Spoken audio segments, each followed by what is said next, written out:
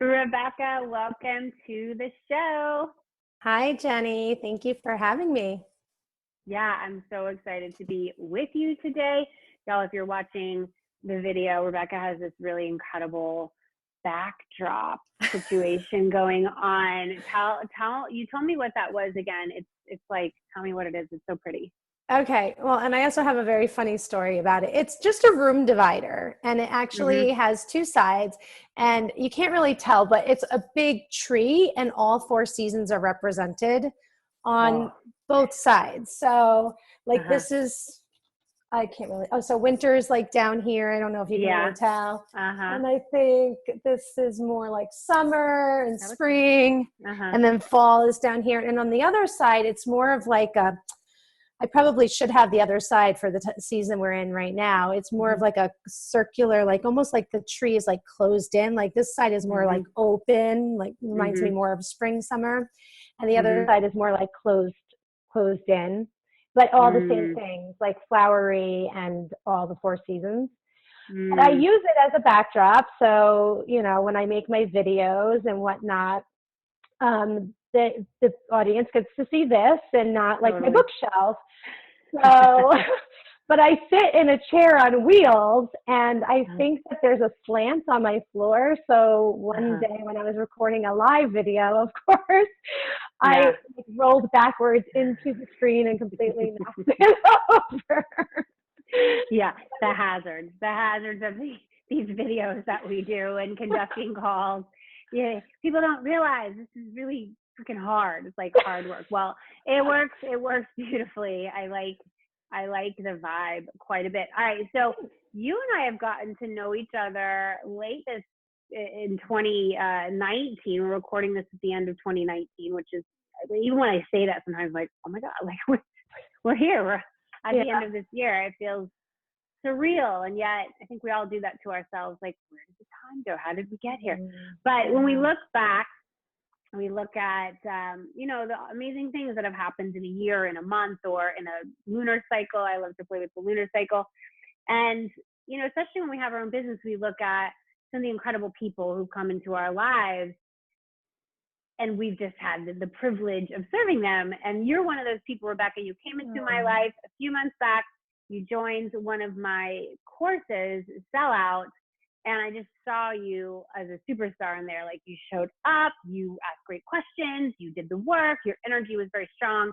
And then I've had the pleasure of supporting you one-on-one and just really watching the way that you move.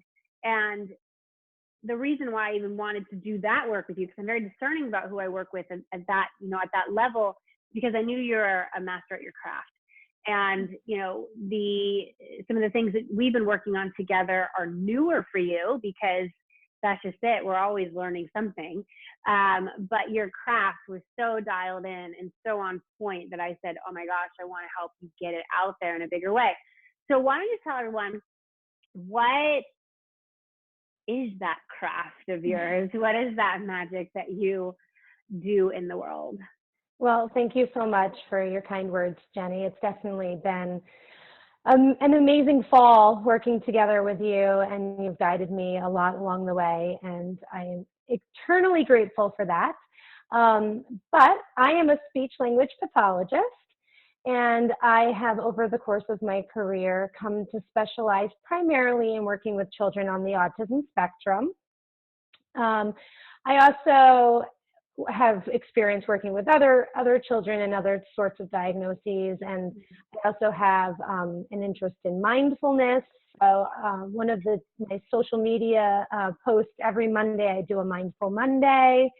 So I utilize mindfulness techniques with my students. I also have a big interest in executive functioning skills, which closely correlates to autism spectrum disorders. It's one of the areas that is impacted by that diagnosis, but it also impacts children with ADHD as well. So I also have some experience and interest in working with children with ADHD as well. Mm-hmm. And how did you discover that this was the work you were meant to do? Okay, so that's kind of like a two-parted story. So Mm-hmm. I stumbled into the field of speech-language pathology first, and then found the field of autism after I had started my studies as a speech-language pathologist. So growing up, all I ever wanted to be was an actress. I wanted to be a Broadway star. It was all I ever wanted to do, and I joked that I came out of the womb an actor. So I've been doing plays since I was 5. But as I got into college, I realized I wanted my degree to be in something I could guarantee make money in as my fallback plan, you know?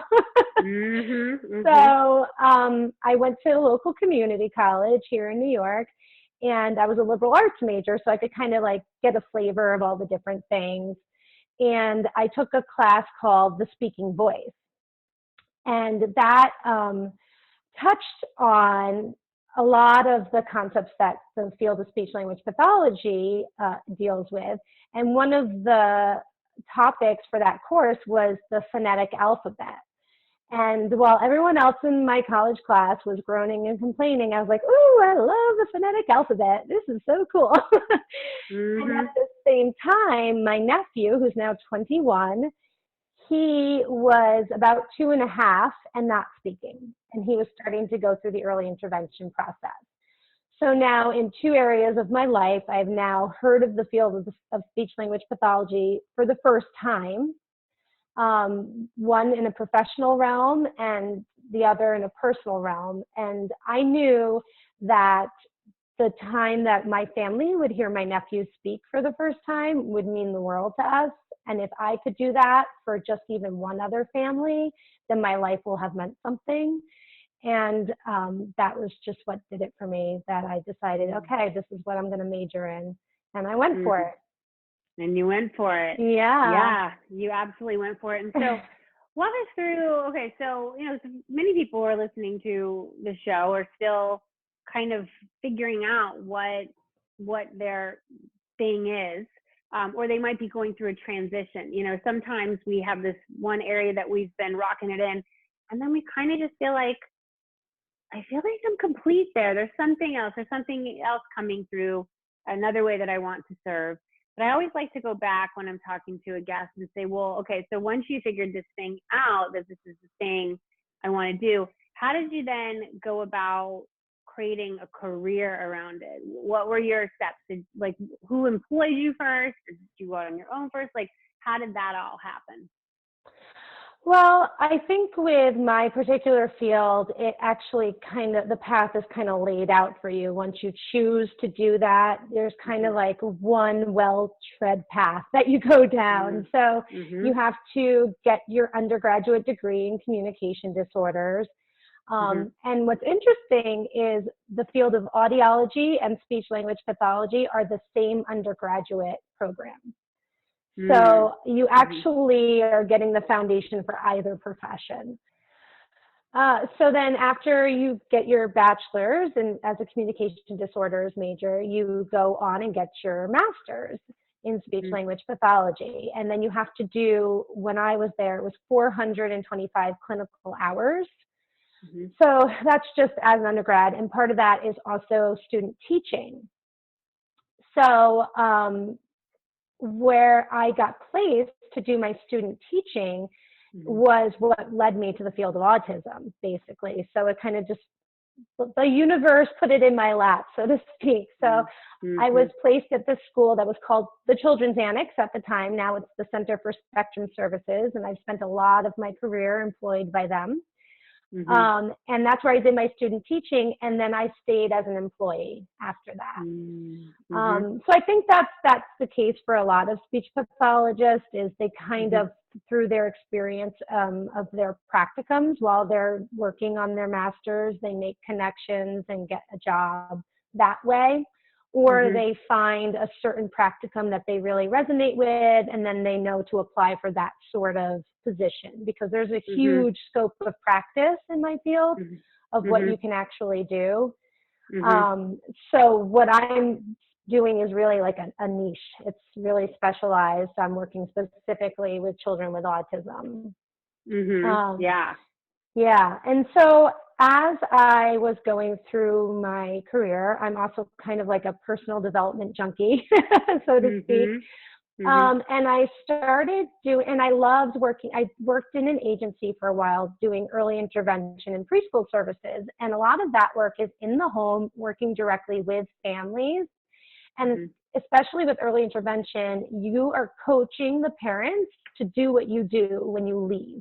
There are some counties that they wouldn't even let you bring your own materials in because they wanted you to show the families how they can do what you do with everything they already have. They don't want you to bring in all these toys and take them with you. And then the family's like, well, what am I going to do? So I really loved that aspect of the early intervention program. And I realized that as children get older, especially in the field of autism, the need for the family support is still there, but the resources and the support that the community is able to provide is lacking. It's just an area where we as a society need to kind of continue to grow and build upon, in my opinion. But so as I was taking these personal development courses online, I realized, oh my gosh, this platform would work so great as a parent and family training platform for families with children with autism. And that's kind of what was the genesis of where I am right now, of the idea. Yeah. It's such a great journey to go back and look at, what were those points? And like you got placed at that particular facility and that opened you up to this whole area that, oh my gosh, this is what you were meant to do. And there's always these, I always say like the universe is always conspiring in our behalf, even when it doesn't always feel like that. It's true. And we see it when we look backwards. It's like, oh, okay, I get it now. I get it.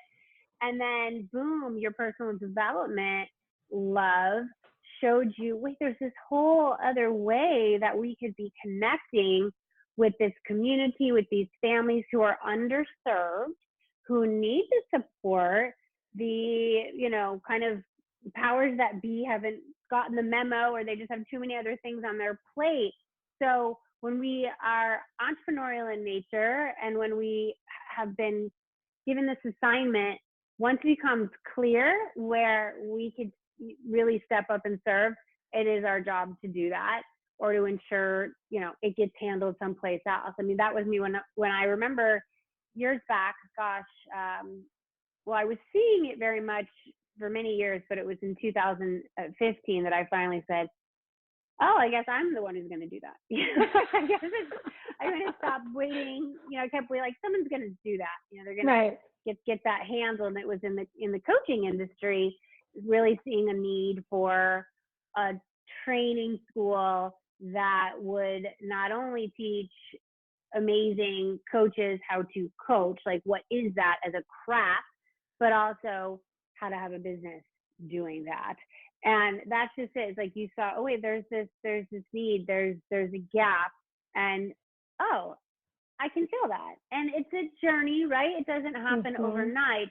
But you and I have been working together on, really taking your message online.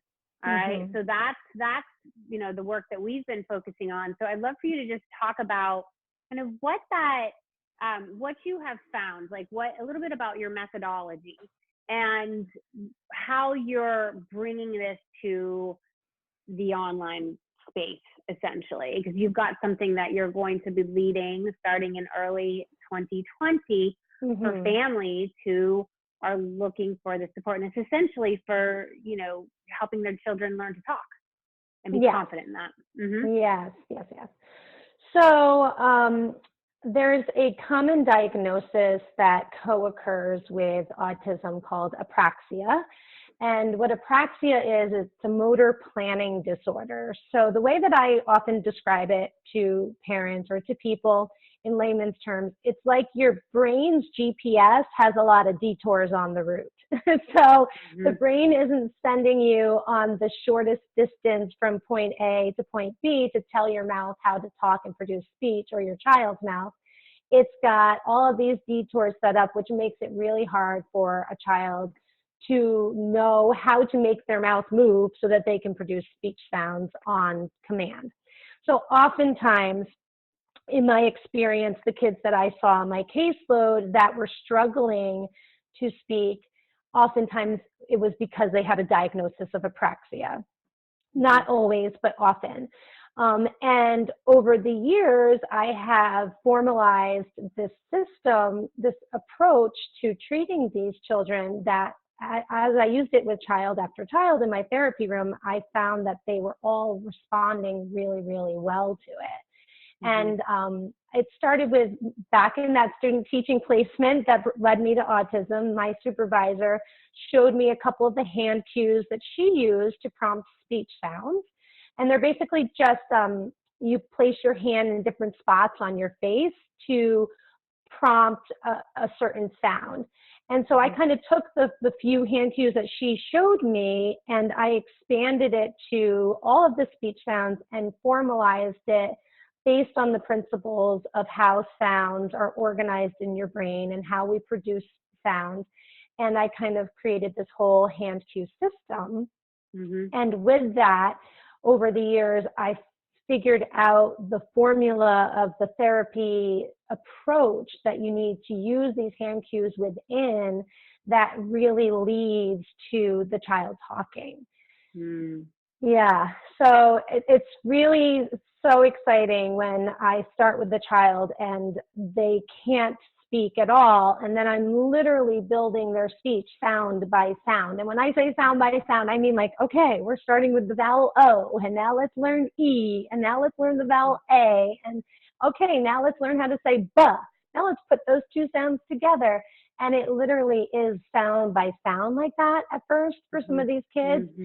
But then over time, and it's a different time frame for everybody, for each child, but over time, all of a sudden, things start to click. The brain's natural ability starts to take over, and you see progress start to happen a little more quickly.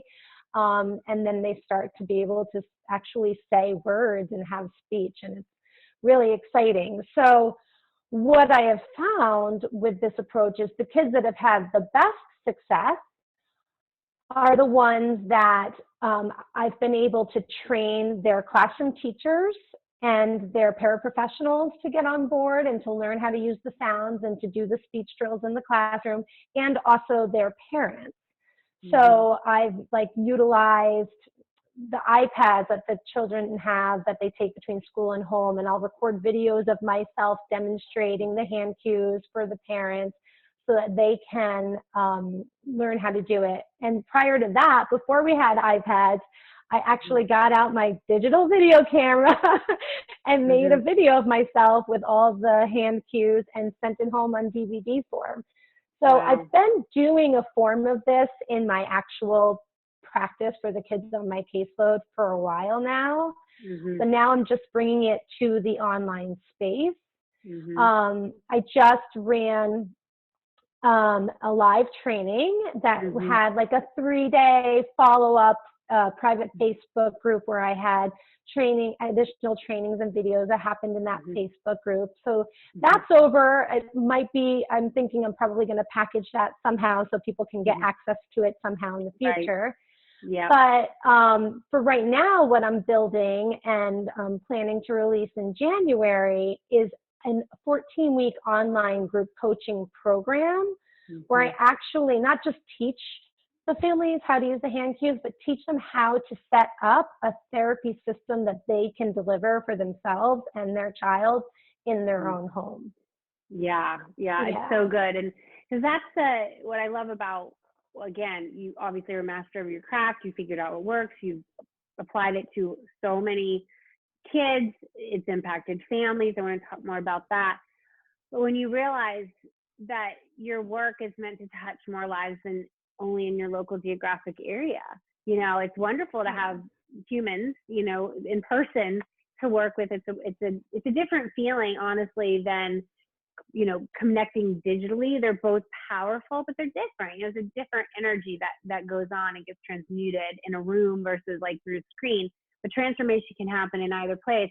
When you have that realization, like, I have something and I want to share it in a broader way, that's what's happening. So for everyone listening right now, I want you either, if this is about you, like one of your children, would benefit from Rebecca's approach, or someone in your life. You know, so much of what we do as women is that we share things that we hear about. You're like, oh my gosh, have you heard about this thing? Like, this is the thing we were just talking about. You need to check this out. So please share this episode with someone in your life who needs this help. I have a lot of, lots of different types of women on the show. And I think one of the greatest things we can do is to share someone's work. And so I'm asking everyone to share this episode out with someone in your life, put it on social media, and the person who is meant to receive it, or the people who are meant to see it, will.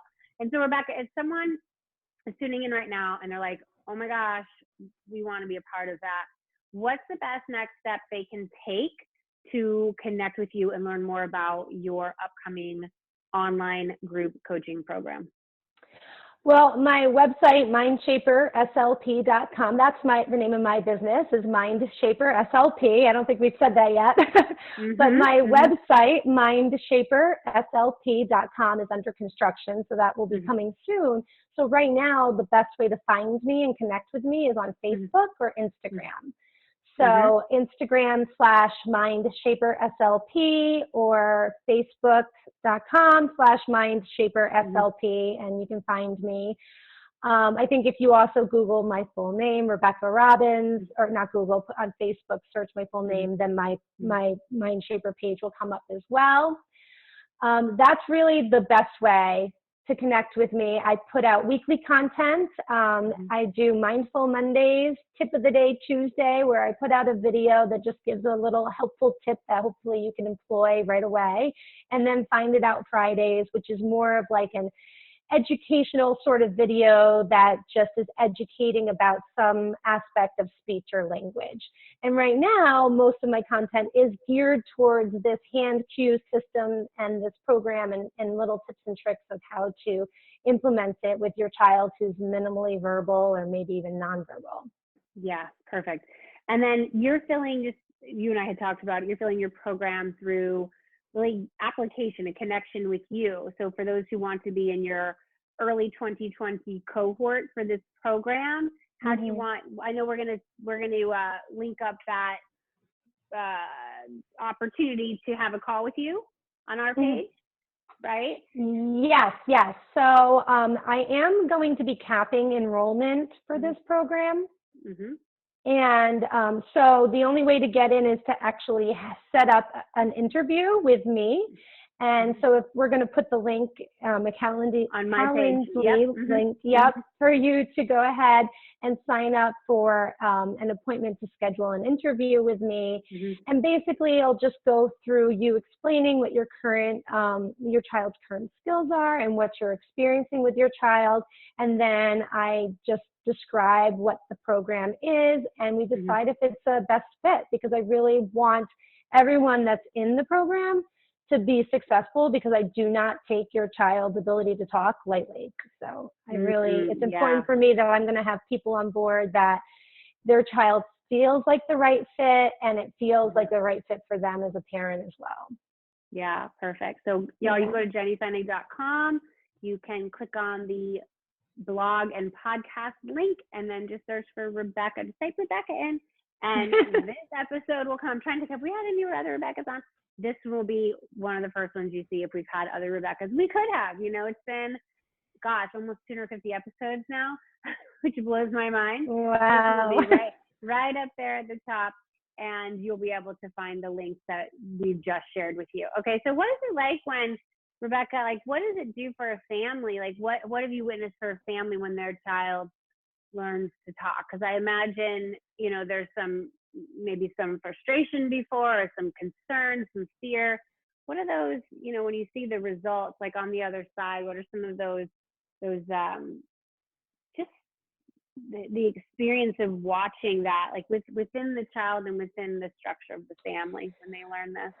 Yeah, I think for me, a lot of the training I've been doing with the parents so far, because of just the structure of working in the school system mostly, has been remotely. So me recording a video of myself, or writing in a home communication notebook, or talking on the phone. So I get to see how the child reacts more so than how the parents Mm-hmm. are. Of course, the parents always express their gratitude and their Mm-hmm. joy in being able to help their child talk and hear their child's voice for the first time.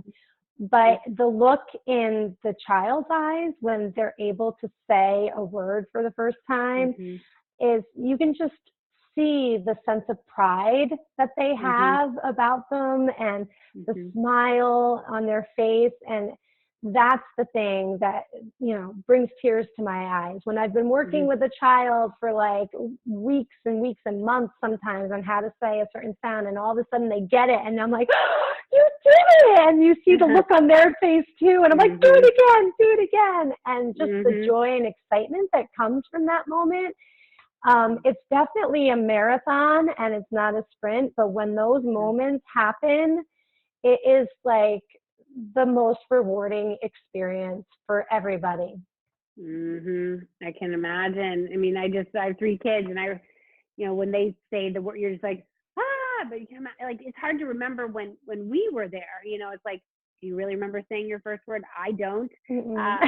But you see it all the time. Like, you witness this, you facilitate this, and again, have been doing it, and you're incredible, you know, in-person work. I know you lead in-person groups, and now really bringing your work to the internet and realizing, gosh, there's so many people who need your help, and you're going to do it. Like, I know that about you. You're committed. And what's interesting is that, you know, your initial love was performing and being an actress and being on Broadway, but you have this way about you, and you're doing it now. Like, you're creating videos, you've got your back, you know, like your screen, you're very emotive, and you have this energy to you. And like, that's what it takes to be an entrepreneur. Not everyone has, like, you know, acting bones inside of them, but if you are willing to see this as this fun adventure, and, you know, I'm going to get up there, and sometimes I'm going to make a fool out of myself, right? The screen's going to fall, I'm going to fall off the stage. Who knows who's going to show up in the audience? What's going to happen when I go live? I mean, for many people, they won't do a video, or they won't press play for a live stream because they're so freaked out about what's going to happen. But when you know, no matter what, you're gonna be able to handle it. Like, it's fine. Yeah. So how is that for you? Because you're really great with videos. Is there like a certain skill? Is this just something you say to yourself? Like, any kind of tips for our listeners to bring some of that energy into, especially with video, because you really do great with that. Oh, well, thank you. Yeah, I think it's the acting background that definitely helps me. So I mean, I'm still a full-time company member of a local semi-professional group by me. So I'm acting and participating in like 4 or 5 productions a year. But so I have a lot of experience, because when you're on stage and you've got 50 faces looking at you like this, and like, you know, someone drops a line, or the phone rings and the phone wasn't supposed to ring, or, you know, you get used to kind of like dealing with what comes up in the moment. And I think having that experience helps me have that confidence to deal with whatever happens in the moment. But I do have to say that my videos that I put out, they are not live. They are taped. So that helps, because I know that I can have as many takes as possible. So that has been helpful for me starting out, because it is still new for me and everything. So I wouldn't want to have it, like something happen with my technology in the middle of my live stream, and I don't know it, and everyone's watching a black screen. Like, that's the sort of stuff that happens to me. So I kind of ensure that I can control at least that part of it, and I record my videos myself at home. I use my iPhone. I use my iMovie app on my iPhone to edit them together. It's actually a lot easier than it looks. And I've always just kind of been the type of person that just like dives in and figures it out. But I guess the biggest advice I could say is just do it anyway. You can be afraid and you can be nervous and do it anyway. And what's the worst that can happen? Because let me tell you, honestly, sometimes I put these videos out, especially in the beginning, and the only people that saw them were my mom and my boyfriend and my two best friends, you know? Totally. So if you can't, like, you know, flop around in front of them, who can you? Absolutely. And the more you do it, the easier it becomes. Yeah. The more you do it, the easier it becomes. Absolutely. And you have to be willing to begin. It's like, just get in the freaking game, get on the field. You know, I see it with my kids who are, you know, they play various sports, and it was interesting. My middle son, you know, I've got three kids, Sean, Luke, and Kate. So Luke's in the middle, and he's been playing hockey for many years. He's like really good, you know, like really good hockey player. I mean, he's athletic. He can kind of show up for many things, and he's good at it. You know, some people are gifted with that. That's one of his gifts. He became like baseball. He's like got that nailed. This is his first season playing baseball. I'm like, he's got it. Like, he's going, he's doing his thing. And this year, my husband signed them both up for basketball. My oldest wanted to play. He played last season. And Luke was like, I don't know. And I was a mother. I'm like, is he, because he's got enough on his plate? He's not. And then what I felt like it might have been was that he was nervous that he didn't really understand the game. You know, he didn't understand the game that much. Like, he'd done a camp over the summer and a couple summers in a row, and he's done well there. He's just, the game itself is newer to him. He can understand shooting and, you know, stuff like that. But Steven he's Mr. Sports. I've kind of learned, I'm like, you know what, he knows what he's doing. Like, that's his industry. He like freaking lives and breathes it. My husband. But we just were I was at their first game. I missed the first one because my dear cat was not well at that point. But I caught the next one, and they're actually on the same team. Sean and Luke are on the same team. I think this might be the last time they can do it because of the age gap. Luke freaking rocked the house out there. I mean, they were out there at the same time once, like, between the two of them, they scored like 11 points. And, you know, he got it because he was just willing to show up. He was willing, you know what, maybe you are, quote, the worst one on the team. Like, who really cares? Like, the deal is just get in the game and have fun. Have fun with it, because that's really what it's about. It's not who won and how many points and all that. It's like, yeah, those are interesting little details, but did you have a good time?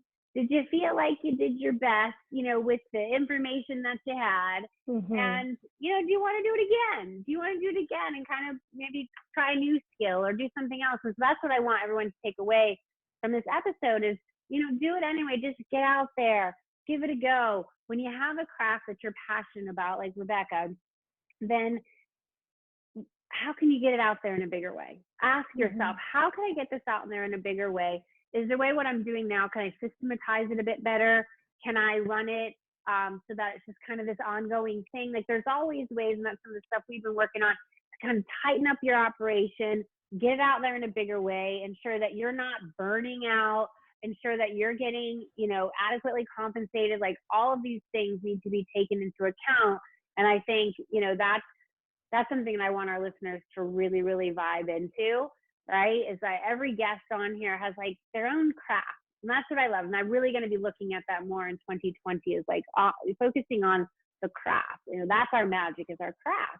And I know that I work with women who are experts at their craft. Like, they're so good at it. Even if you're earlier on to like building a business around the craft, maybe you've been doing the craft within an institution, within some organization, someone's, you know, other places been paying you, you've been doing it like for a long time, but maybe you've had the call to become an entrepreneur or to really double down on the business, because it's just kind of been like doing its thing, but you haven't given it tons of energy and attention because you just had other things on your plate and you didn't quite know what you didn't know, right? And so can we celebrate being masters of our craft and say, hey, I know a lot more people can be touched by this craft, and I'm going to go on that road, and I'm going to have fun.